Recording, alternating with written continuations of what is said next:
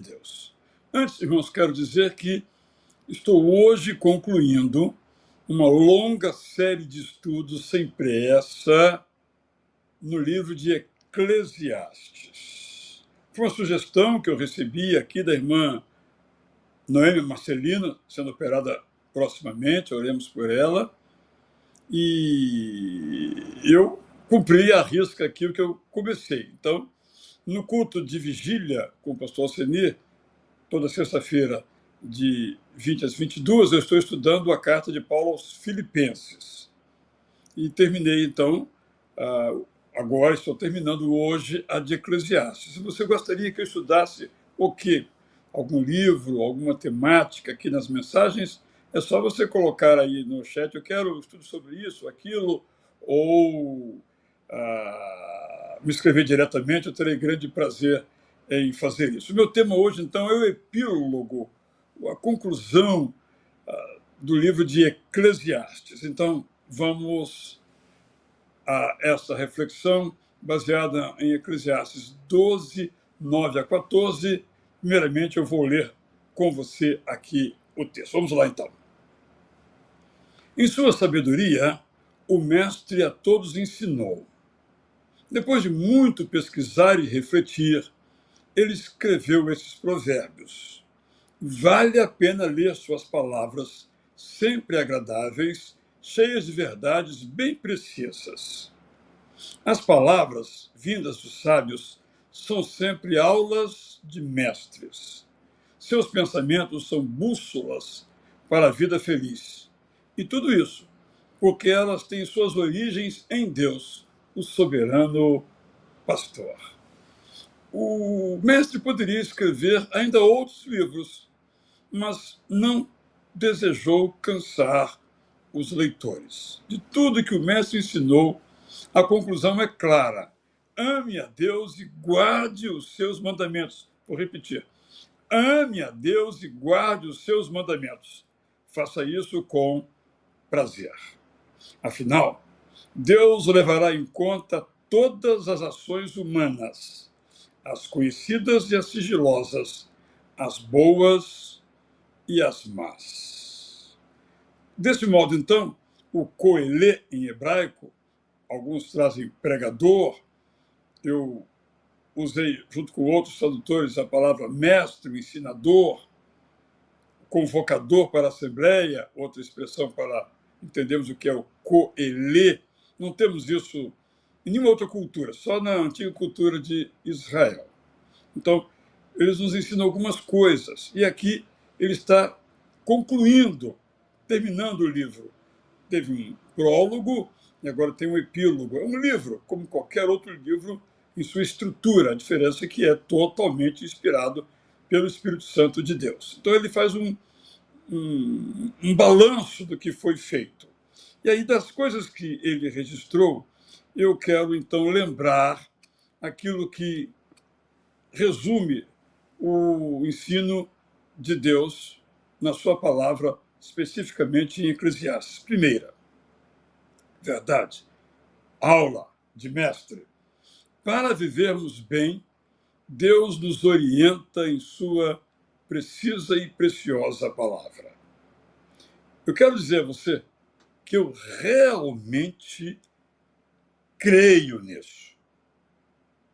Eu realmente creio que para todas as áreas da minha vida, Deus me orienta como nelas viver em sua palavra. Deus me orienta sobre como cuidar da minha saúde. Está na Bíblia. Deus me orienta como lidar com o dinheiro. Está na Bíblia.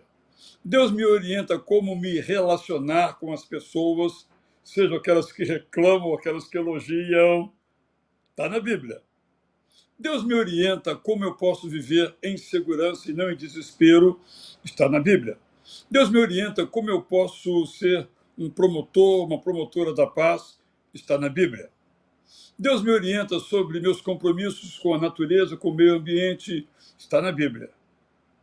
Não existe nenhuma área da nossa vida, eu citei aqui algumas e muitas outras poderia eu citar e você pode lembrar, que a Bíblia não nos oriente. embora escrita, seu término, há praticamente 2 milênios, Apocalipse e as cartas de João, esse livro me orienta a como viver hoje no século XXI. Então, esse é um ponto que temos que ressaltar. A palavra de Deus não envelheceu. E ela me orienta. Eu quero viver bem. Eu quero, na gíria, me dar bem. Eu devo buscar a orientação de Deus.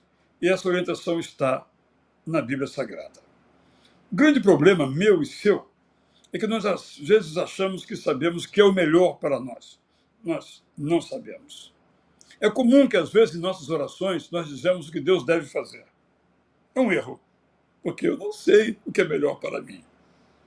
Isso no campo ético, no campo estético, no campo espiritual, no campo material, no campo do trabalho, no campo do lazer. Eu preciso ser orientado. Se eu fizer da minha cabeça, primeiro não será da minha cabeça, será da cabeça do mundo em que eu vivo. É uma ilusão achar que eu sou livre e faço o que eu quero. Você faz aquilo que as circunstâncias lhe permitem fazer ou aquilo que você aprendeu com o pensamento secular a fazer na família, na escola. Então, é uma escolha. Eu e você temos que fazer uma escolha.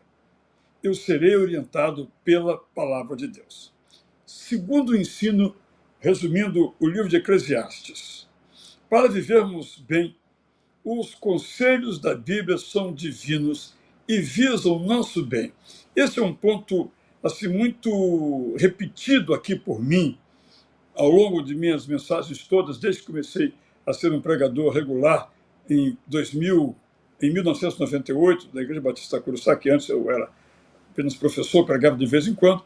Em 98 eu passei a pregar regularmente. Eu tenho ensinado isso, tenho dito isso. Os conselhos da Bíblia vêm de Deus e visam não o bem de Deus, mas visam o nosso bem. Se isso estiver amalgamado aqui, entranhado aqui, agarrado aqui, fixado aqui, eu vou ser feliz. Mas se eu achar que o mandamento é pesado, que o mandamento é opressivo, que o mandamento é arcaico, que o mandamento não se aplica ao meu caso, pererê, pererê, pererê, eu vou perder essa beleza toda. Então, os conselhos da Bíblia são divinos. Terceira síntese. Amemos a Deus e sua palavra. Se eu amar a Deus, ele não será diferente do que é. Então, amar a Deus é uma maneira de agradecer tudo que ele faz. Amar a Deus é reconhecer que ele é o dono do universo. Amar a Deus é ter um relacionamento com ele pessoal. Pessoal no sentido de que eu creio nele como uma pessoa. Eu sou uma pessoa. Ele tem sentimentos e desejos. Eu tenho desejos e sentimentos. Somos pessoas. Nós e Deus somos pessoas. Eu, imperfeito. Você, sem perfeição. Ele, absolutamente perfeito. Quando nós amamos a Deus, nós somos altamente beneficiados.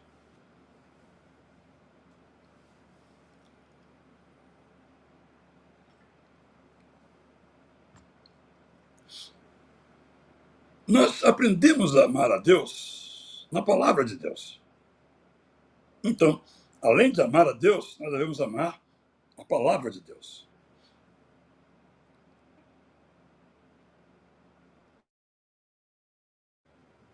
Nós chamamos essa palavra de Deus de Bíblia. Isso é o livro onde está, na sua inteireza e beleza, a palavra de Deus. Chamamos de Bíblia. Um nome que quer dizer livro no plural. Seria biblio, não é? E o plural, biblia. Ela da antiguidade. Então, chamamos de Bíblia. Podemos chamar de Palavra de Deus, podemos chamar de Sagradas Escrituras, Escrituras Sagradas, Escrituras. Não é esse o caso. Chamamos de Bíblia, um livro cujo título é Bíblia. Então, amemos a Deus e a Bíblia, que é a Palavra de Deus. Amar quer dizer estar com ela perto. Amar implica em ler essa palavra. Amar implica em entender essa palavra. Amar implica em aplicar essa palavra. Amar implica em dizer: Deus me deu uma palavra perfeita. É a Bíblia. Mas a quarta sugestão, encerrando aqui nossos estudos, e assim, como o livro termina, e é toda a história do livro, todo o conteúdo do livro a Bíblia nos diz que nossos atos têm consequências. E essas consequências podem ser boas ou podem ser ruins. Às vezes temos a ideia de que a graça nos livra das consequências. Não. A graça nos mantém responsáveis, atentíssimos às consequências do pecado. A graça nos ensina a entender que aquilo pelo qual estamos passando possivelmente adveio do nosso pecado ou do pecado de alguém. São a colheita daquilo que nós plantamos. É claro que a graça, às vezes, interrompe essa lógica. Mas isso aí é graça. Eu não posso exigir. O que eu posso é dizer: oh, meu Deus, pela tua graça, me ajude a tomar decisões sábias, santas e serenas, porque a graça nos educa. Mas a graça não pode ser usada como um passaporte para fazermos o que quisermos, visitarmos qualquer país. Nesse sentido da imoralidade, da falta de compromisso com o próximo, falta de cuidado com o ambiente em que vivemos, o meio ambiente, a graça nos diz: olha,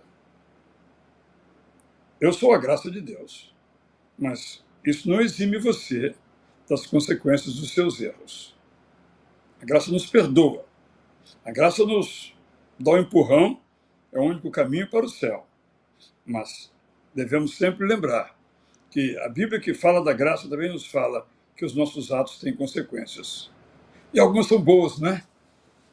Algumas são boas. E ontem mesmo, no funeral já mencionado da irmã Raquel Lisboa Feliciano, em Santo André, onde estive, quantos registros de boas consequências dos seus atos bons. Hoje mesmo, nós somos homens e mulheres que sabem que quando nós fazemos bem, Deus se agrada. E as consequências boas vêm, mesmo que não vejamos, que não fazemos para isso. É essa a síntese. Vamos recapitular, então.